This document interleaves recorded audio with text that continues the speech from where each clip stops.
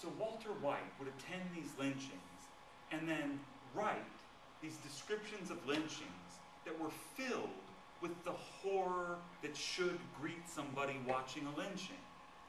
But normally, who wrote down the descriptions of lynchings?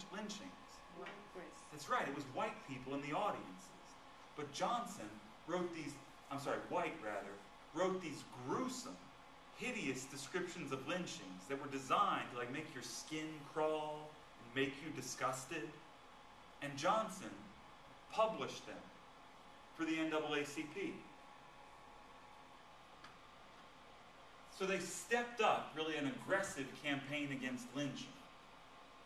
Now some of those white founders of the NAACP went to Walter White and James Weldon Johnson and said, "Stop this. It's too much.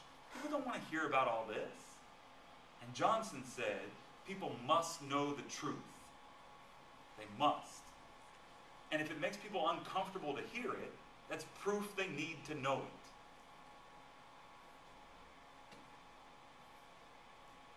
Johnson insisted that publicity was the only way to root out evil.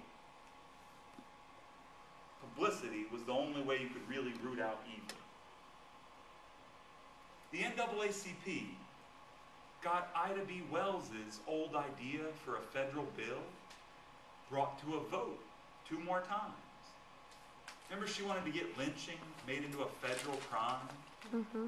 And twice, Johnson and the NAACP managed to get the Congress to vote on making a lynching a federal crime. But what happened both times? It got shot down. Right. White Southerners made sure it didn't pass. Remember the silent protest we talked about before in reaction to the East St. Louis riot? That was really James Weldon Johnson's doing. He had really organized the silent protest.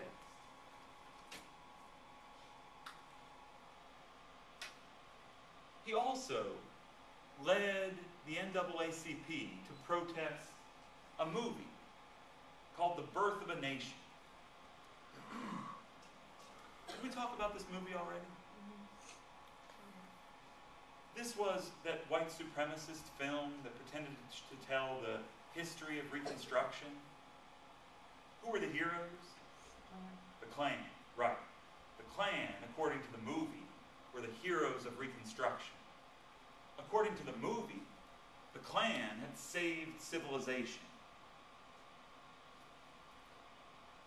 The Democratic president at the time, Woodrow Wilson, had the movie shown at the White House. A movie celebrating the Ku Klux Klan. And Wilson, the President of the United States, said afterwards, "The most terrible thing of all is that it's all so true." The movie played in American theaters for 9 years. Adjusted for inflation, it made more than $1 billion. And so this incredibly destructive white supremacist film, actually approved by the president. And once he had said those things about it, they actually showed the film in theaters, starting with the quotes from Woodrow Wilson.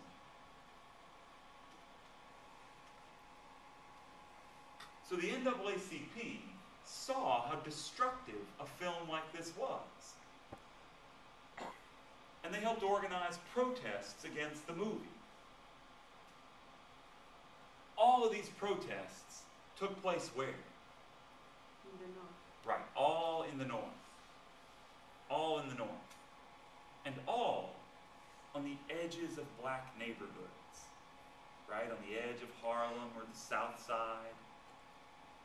In a few cases, they actually succeeded.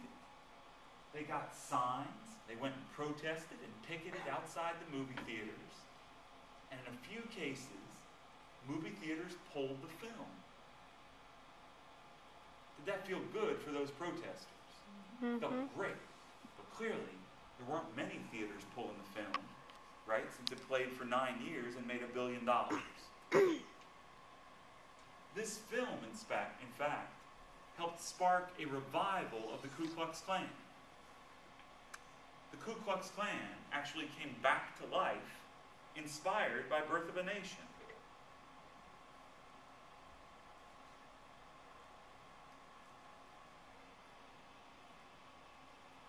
See there on the masthead, greatest picture of all time. So you say that it revival the birth of Ku Klux Klan. Didn't we see that the Ku Klux Klan that became national before? It was already like national and like have like almost 5,000 members. 5 million, right? 5 million members. Yeah, that's this Klan that's inspired by this movie. I know, but it didn't came back before the movie No, the movie inspired that Klan. to come back for 5 million members. Right.